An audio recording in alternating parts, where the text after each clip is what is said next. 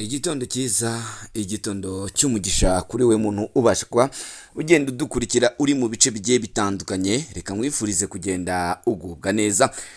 Ni igitondo cy'amarira cyane cyane n'agahinda kuri bamwe mu basirikare b'igihugu cya Repubulika Iharanira Demokarasi ya Kongo mu bitero bikomeye cyane baje kuba bagenda bahuramo n'inyeshyamba z'umutwe wa M23, ndetse kikaba n'igitondo gikomeye cyane ku barwanyi ba M23 hano mu bice bigiye bitandukanye bya mu gihugu cya Repubulika Iharanira Demokarasi ya Kongo.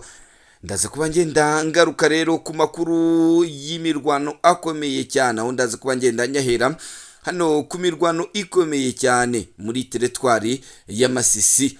Tuza kuba tugenda tugaruka ku gitero gikomeye cyane simusiga cy'abarwanyi b'inyeshyamba za Wazalendo hano mu majyaruguru ya Kivu, ndetse baho baje ko bagenda bigarura bino bice bigiye bitandukanye za Masisi, za Warikare, hose ibitero byavuzaga ubuhuha muri iki gitondo. Ndaza kuba ngenda ngaruka ku bubiko bukomeye cyane bw'abarwanyi b'inyeshyamba za M23 bwaje kuba bugenda bugabwaho ibitero, dore ko ingabo za Repubulika Iharanira Demokarasi ya Kongo bwaje kuba bugenda bwerekana ibi bitero. Mbere yuko hongira byinshi ngenda ngarukaho, ndaza guhita ngenda ngaruka kuri iyi video. Ni imwe muri video ibabaje cyane iteye agahinda, video y'umwe mu basirikare b'inyeshyamba za M23 waje gufatwa aza kuba agenda avuga ko akomoka mu gihugu cy'u Rwanda. Yaje kuba agenda anagaruka kuri misiyo baje kuba bagenda bahabwa. Nyaboneka reka tubanze dukurikire iyi video, ariko wibuke gukanda subscribe, like na share, ubundi tujye tubana 5 kuri 5. Icyo tugusaba ni gukanda subscribe, kuko iyo ukanze subscribe bikaba byatuma bikugeraho 5 kuri kuza kugarura amahoro muri Kongo. Kugira ngo iyi ni imwe muri video tugerayo duciye kuri petite barriere tugera Goma, barara tujya Masisi. Ndio sisi tugeze Masisi dukora misiyo yo gutembera Masisi kugira ngo turebe uko hameze, kugira ngo tuzahatere tuhaze. Muri iyo misiyo twakoze ndafatwa, none ubu baramfite, ntago banyishe, ndaho ndamahoro, ndarya, meze neza. Ngejeje gutanga amakuru yuko ibyo bantumye bitari byo, ahubwo habayemo n'ibindi byaha bitandukanye n'ibyo batubwiye.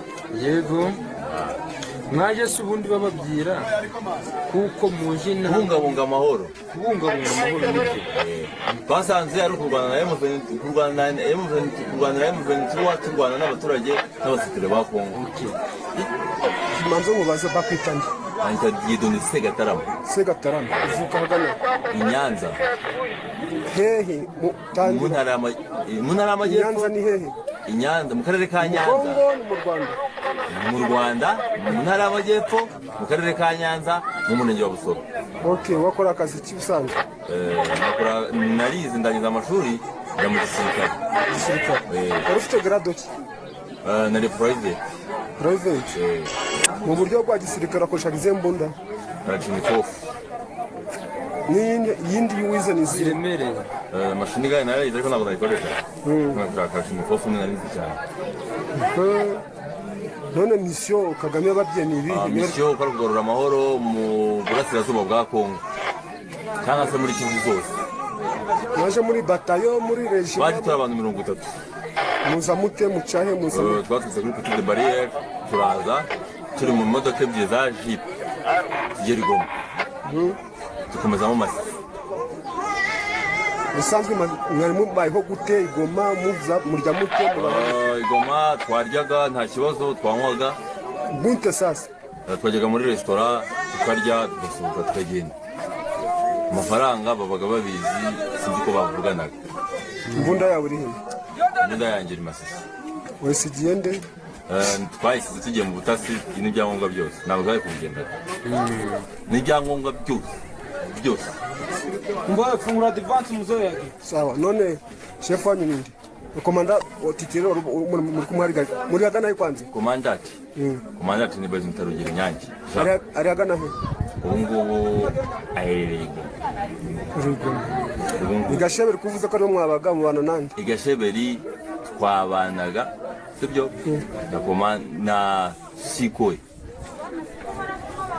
chef preto komanda batayo Sikoyi ni Sikoyi kamanda ni umuyobozi wa Koyi yitwa nde afite grade ki yitwa Ishimweri afite vice lieutenant sawa witwa nde Segatarama Diedone Segatarama Diedone iwanyu ni he komoka he iwacu ni Nyanza ntara y'Amajyepfo mu Rwanda wageze no gute ngeze na wa mbere mu gitondo bambwira ko nje muri misiyo mvuye muri RDF mu gisirikare cy'u Rwanda yangira ngo iyo yari video nkuko mwaje kuba mugenda muyibona. Iyi video yazaga kuba igenda yerekana imiterere ndetse n'intambara ndetse n'iby'igihugu cya Repubulika ya Demokarasi ya Kongo kigenda kivuga. Uyu muturage ngira ngo nta byinshi nagenda ngaruka kuri iyi video, namwe mwagiye mubyumva. Reka mpite nkomeretsa muri Uvira mu mirwano ikomeye cyane yiriwe ku munsi w'ejo iba yahuje umutwe w'inyeshyamba za M23. Rwari urusaku rw'amasasu rwari rwongeye kuba rugenda rwumvikana rwangiza ituze mu mujyi wa Uvira mu ijoro ryo kuyu wa gatandatu, cyane cyane aho rwaje kuba rugenda rutangira mu masaha ya saa sita n'igice z'ijoro. Ni mu gace ka Mirongwe kerekeza ndetse na kerekeza Ikasenga. Abaturage bakanguwe cyane n'amasasu akomeye cyane muri ibi bitero byabaye. Rero akaba ari inyeshyamba z'umutwe wa M23 zari zihanganye n'ingabo za Wazalendo nkuko byaje kuba bigenda bitangazwa. Iyi nkuru ikijya hanze ntago hagendaga herekanwa icyari cyatumye habaho uku kurasana, ariko maginga yangaya yaboneka mu makuru ari kugenda atambuka muri iki gitondo, akaba yemeza ko ari aba Wazalendo bazaga kuba bagenda barasa inyeshyamba z'umutwe wa M23 zari zagerageje kuba zagenda zifata aka gace ahangaha muri Uvira, ariko bikaza kuba byenda byanga. Bamwe mu barwanyi b'inyeshyamba za M23 bakaba batangaje yuko bari bafite amakuru menshi kandi yizewe yuko abarwanyi b'inyeshyamba za M23 bitwikiriye kwambara imyenda ya civile baza kuba bagenda berekeza mu mujyi wa Uvira mu buryo bwo gushaka gutezamo ituze rikeya cyangwa se umutekano mukeya, ariko babimenya hakiri kare baza gutangira kuba bagenda babarasa.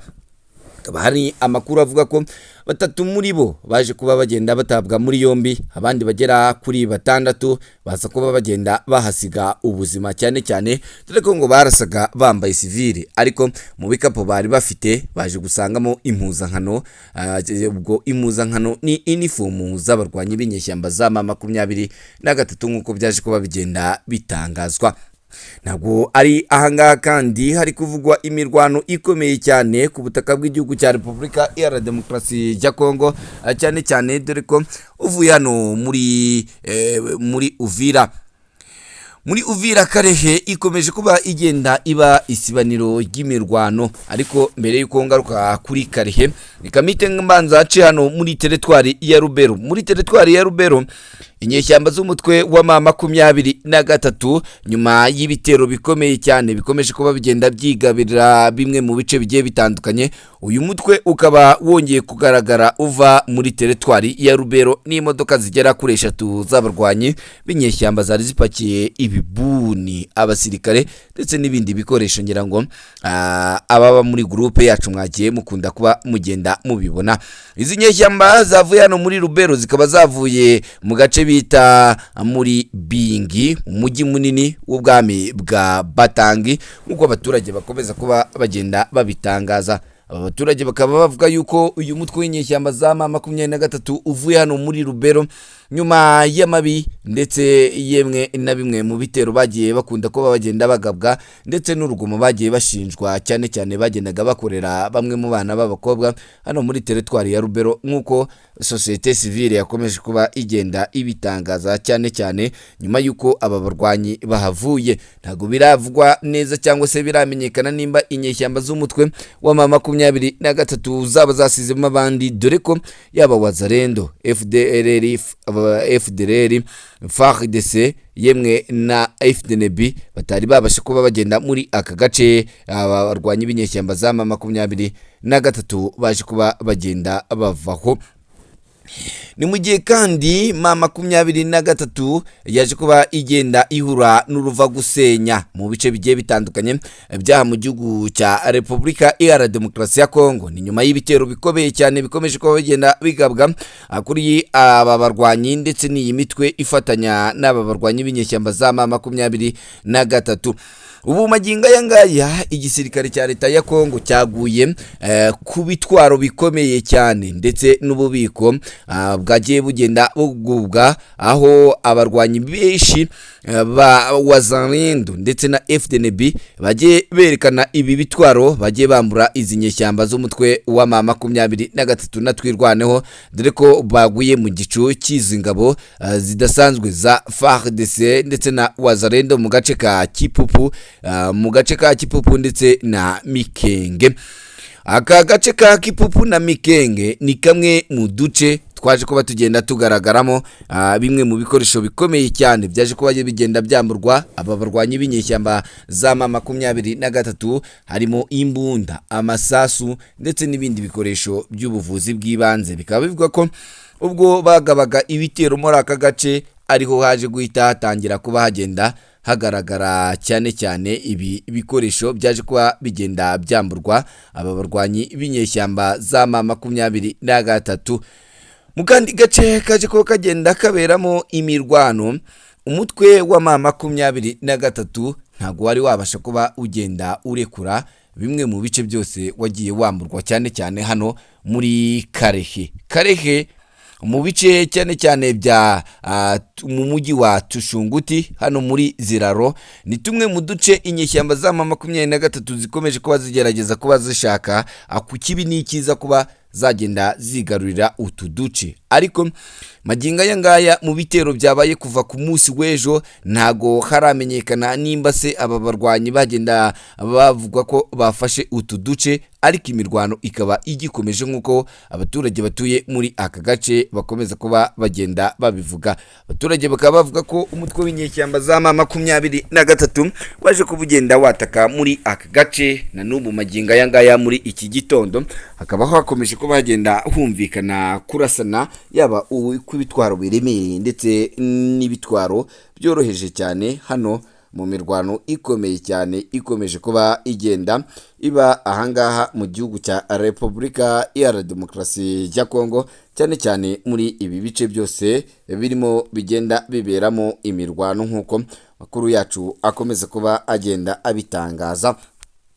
Maginga aya ngaya n'umutwe w'inyeshyamba za M23 ukomeje urugamba mu bice bigiye bitandukanye, dore ko ibintu birushaho kuba bigenda biba bibi cyane cyane ahangaha ku butaka bw'igihugu cya Repubulika Iharanira Demokarasi ya Kongo. Nkomeje amakuru yacu kandi reka mite mva hano mu gihugu cya Repubulika Iharanira Demokarasi ya Kongo nerekeze cyane cyane ku muturage cyangwa se ku mupolisi wo mu Burundi. Uyu ni umwe mu bapolisi bakatiwe imyaka gahishi ndetse baza no kuba bagenda bashyirirwaho amande akomeye cyane. Uyu mupolisi rero akaba yagirizwa cyangwa se akurikiranyweho ibyaha bikomeye cyane byo kubuza ituze ndetse no kuba yagenda akora ubujura. Urukiko rwo muri Mwaro hano mu gihugu cy'u Burundi, uru rukiko rwo muri Mwaro rwategetse ko umupolisi witwa Ozis Iradukunda yazafungwa amezi 600 imyaka 500 mu gihe yaba ananiwe kwishyura indishyi z'akababaro za amafaranga y'igihugu cy'u Burundi miliyoni 100 rwamuciye. Uyu mupolisi yakatiwe igifungo cya burundu anacibwa iyi ndishyi nyuma yo guhamya kugira uruhare mu rupfu rw'uwitwa Nestor Ninahazwe wari uzwi ku izina rya Gasazi.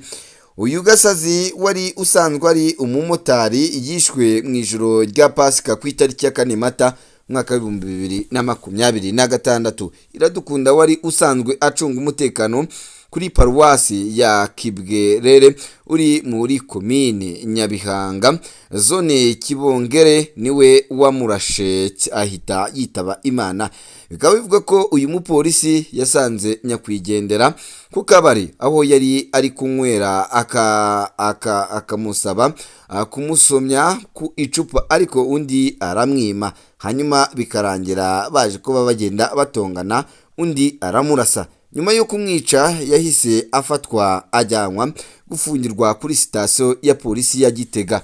Ibikorwa nk'ibi si ibintu byumvikana cyane cyane mu gipolisi, dore ko igipolisi cy'u Burundi gikomeza kuba kigenda gitangaza ko kibirwanya cyane kandi cyiteguye kuba cyazagenda gishyiraho iherezo kuri aya mabandi agenda asebya igihugu cy'u Burundi, nk'uko bikomeza kuba bigenda bitangazwa n'abaturage ndetse na polisi yo mu gihugu cy'u Burundi.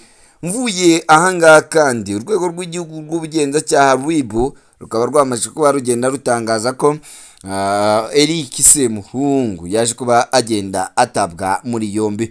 Urwego rw'igihugu rw'ubugenzacyaha RIB rwatangaje ko rwataye muri yombi Eric Semuhungu mu bantu bamaze igihe bavugwa cyane cyane mu itangazamakuru no ku mbuga nkoranyambaga, ariko rugaragaza ko amakuru arambuye ku byo akurikiranyweho ataratangazwa muri iki gihe kugira ngo iperereza rikomeze gukorwa ryimbitswe cyane.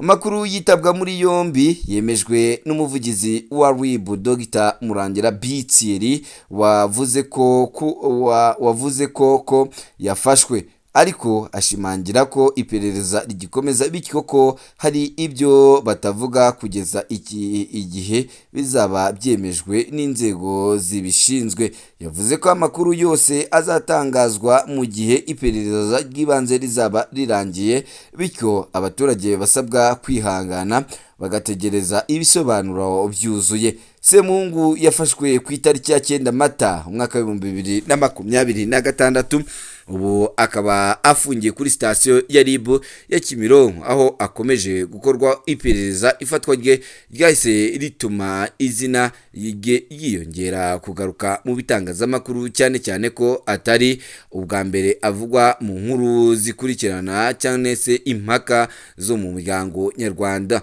Yatangiye kumenyekana muri 2016 ubwo amafoto ye yakwirakwizaga ku mbuga nkoranyambaga agaragaza ubuzima bwe bwite bwateje impaka ndetse cyane cyane mu bijyanye n'imibanire ye n'abagabo bahuje igitsina. Icyo gihe ibyo byakurikiyeho impaka nyinshi mu baturage, bamwe babifata nk'ikibazo cy'imyitwarire, abandi bagasaba ko uburenganzira bwa muntu ku giti cyabo bwubahirizwa. Muri 2024 yongeye kuvugwa cyane cyane nyuma yo koherezwa mu gihugu cy'u Rwanda avuye muri Leta Zunze Ubumwe za Amerika aho yari akurikiranyweho ibyaha bitandukanye birimo n'ibijyanye no gusambanya abana bahuje igitsina. Icyo gihe inkuru ze zagarutse ku mbuga nkoranyambaga n'itangazamakuru, benshi bibaza ku mikorere y'ubutabera mpuzamahanga n'uburyo abantu bakurikirwaho ibyaha mu bihugu bigiye bitandukanye. Ifatwa rye ryateje impaka nshya, aho bamwe mu baturage basaba ko hakurikizwa amategeko hatabayeho kubogama, mu gihe abandi bagaragaza impungenge ku mateka ye nuko ashobora kuba yarakomeje gukora ibikorwa bitemewe n'amategeko mu gihugu cy'u Rwanda nk'uko byaje kuba bigenda bijya hanze. Ni mu gihe kandi hanze ahangaha mu gihugu cy'u Rwanda umuturage yarogoye ijambo rya Perezida Kagame yibasira abacitse ku icumu muri jenoside yakorewe abatutsi. Ibikorwa byo kwibuka ku inshuro ya 32 jenoside yakorewe abatutsi byongeye kugaragaza ko nubwo imyaka ishize ari myinshi, urugamba rwo kurwanya ingengabitekerezo ya jenoside rugikomeje, aho mu karere ka Ngororero hagaragaye ibikorwa byashenguye abarokotse n'abitabiriye icyo gikorwa. umuhango wabereye ku rwibutso rwa jenoside rwa Ngororero rwitabiriwe n'abayobozi batandukanye barimo na Minisitiri w'Intebe Dr Nsengiyumva Justin. Hagaragajwe uko hari abaturage bagaragaza imvugo n'ibikorwa bifitanye isano n'ingengabitekerezo ya jenoside bikomeje gutera impungenge. Komiseri mu muryango wa Ibuka Mani Elalola Anonsi yavuze ko hari abantu bagaragaje imyitwarire iteye inkeke mu minsi yo gutangira icyumweru cyo kwibuka. Yagaragaje ko ku itariki ya 7 Mata 2026 mu murenge wa Ndaro hari umuntu wahagurutse mu gihe abaturage bari bakurikiye ijambo rya Perezida wa Repubulika atangira kuvuga amagambo asezereza abatutsi yibaza impamvu kwibuka jenoside yakorewe abatutsi. Icyo gikorwa cyabaye nk'igikomere ku barokotse jenoside ndetse n'abandi banyarwanda bitabiriye uwo muhango, kuko cyagaragaje ko hari abatumva neza amateka igihugu cyanyuzemo cyangwa bagakomeza kuyapfobya nkana. Si ibyo gusa byagaragajwe, Manirarora yavuze ko kuri uwo munsi hari umubyeyi warokotse jenoside wagerageje kwiyubaka no kongera kubaka ubuzima bwe, arimo no korora inka, ariko izo nka zikibwa mu buryo bwateye impungenge, bigakekwa ko bifitanye isano n'urwango rushingiye ku mateka ya jenoside yakorewe abatutsi. Ibi ni ibikorwa byombi byabaye ku munsi umwe, byongeye kugaragaza ko ingengabitekerezo ya jenoside igifite imizi mu bice bimwe na bimwe mu by'igihugu, nubwo hashyizweho ingamba nyinshi zo kurwanya ingengabitekerezo. Manirarora kandi yagaragaje ko hakiri ikibazo gikomeye cy'imibiri y'abishwe muri jenoside yakorewe abatutsi itarabonekaho akenshi iboneka mu gihe cyo kubaka ibikorwa remezo cyangwa gucukura imirwanyasuri. Ibi ngo byerekana ko hari abantu bagifite amakuru ariko bagahitamo kuyaceceka cyane kandi bidakakwiye mu gihe tukigezemo.